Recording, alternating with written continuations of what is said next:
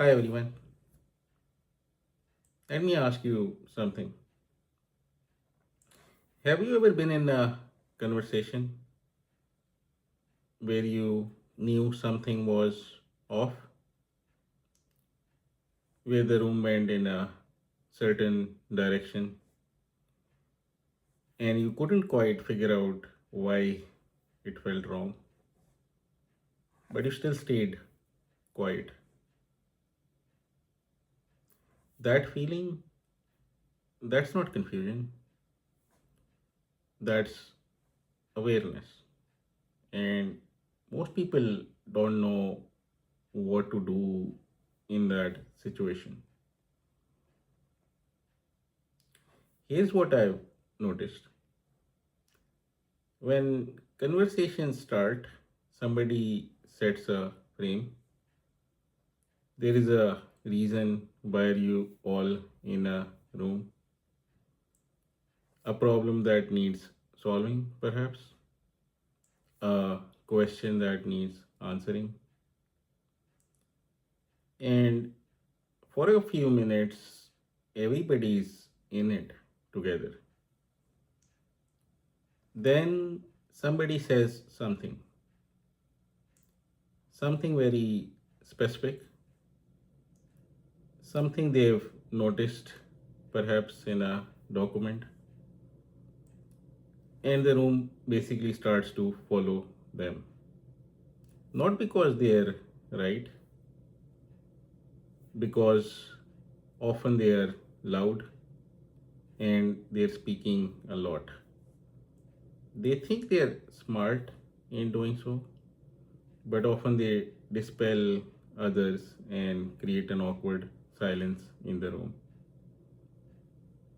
And before you know it, you're 10 minutes in a conversation which has nothing to do with the outcome or the reason why you sat down in the first place.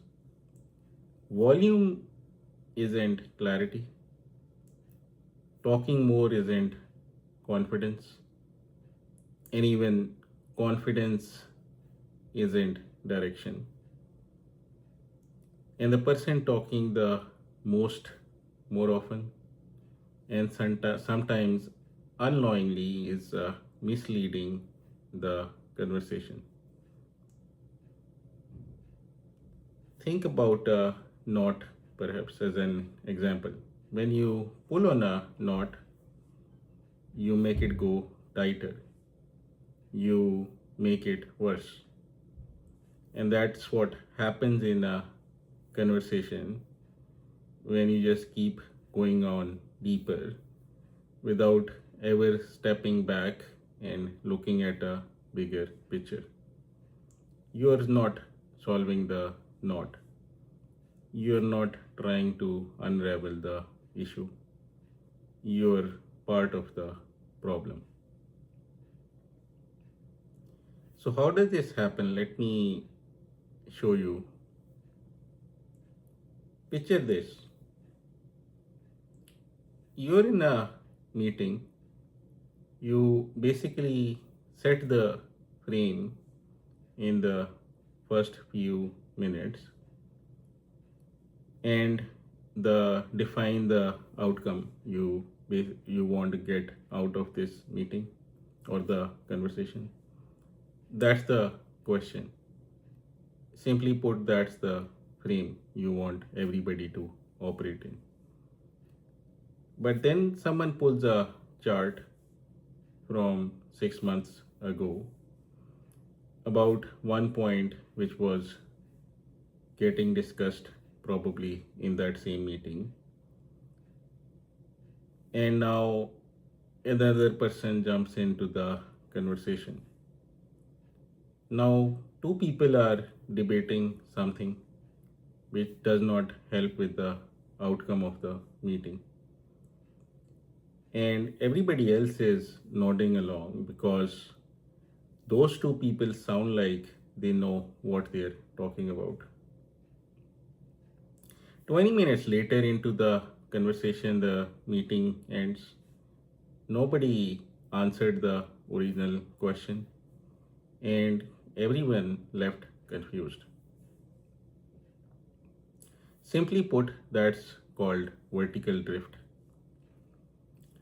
The conversation went deep, it just went deep in the wrong direction.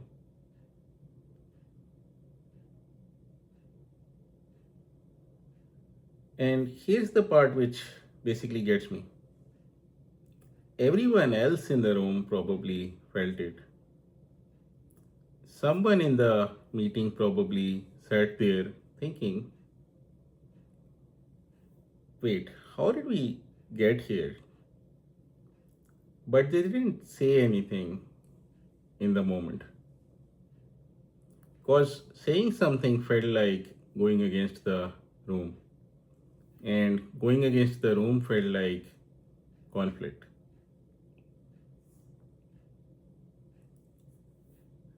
But it doesn't necessarily have to be this way. When you feel it, that thing that tells you the conversation has moved somewhere it wasn't supposed to, you don't react right away, first of all. Just pause. I mean that you take a breath. Give yourself 2 seconds before you even try to utter a word. Because the instinct in that moment is to either push back, which puts other people in a defensive manner, or you stay quiet, which lets the drift continue. Both of these ways are obviously not helpful in this situation. There is a third option though, which is better, and it's way simpler than most people think about it. You don't need to correct anybody. You just need to call out what's happening calmly without making it about anyone. You simply need to call out what's going on in a non threatening manner. The trick is to say it in no more than 3 sentences and to say it as a question. Something like this. I can see where this is going, and I think it matters. But before we go further though, can we like take a step back for a second? That's it. That's the whole move. You're not shutting down anyone. You're not saying they're wrong. You're just creating a space or pause inside the conversation and inviting the room to use it. Notice I use a question, not a statement. Questions inherently don't threaten people. They actually invite people in, and suddenly they are more responsive.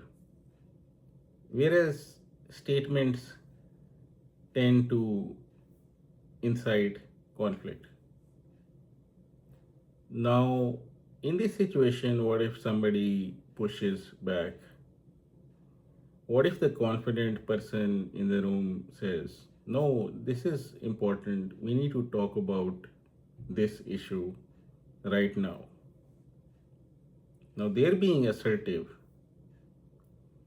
but don't argue, don't defend yourself, don't try to over explain the situation. Just say by starting with the agreement, which diffuses the situation, and in the next sentence, try to bring people back to the topic. You might say, you might be completely right. I just want to make sure We are solving the right problem before we go deeper. That's not weakness, that's restraint, first of all. And restraint in a conversation is one of the most powerful moves you can bring to the table. Because you're not trying to win an argument, you're trying to get everyone back to what actually matters. Never make it about winning, otherwise, people will default to arguments and will try to win over you. That is a situation which you want to avoid by all means. This isn't just a work thing, by the way. In a home setting, imagine you are sitting down with your spouse talking about the budget. 10 minutes in, and you are relitigating a decision from 2 years ago. Both of you are deep in the conversation now, but neither of you know how to get back to the topic. The one who pauses first is the one who says calmly, "Hey, can we go back to what we were actually trying to figure out?" That person changes the whole conversation. Without a blame, without a statement or a label, just a simple question. Same move, different context.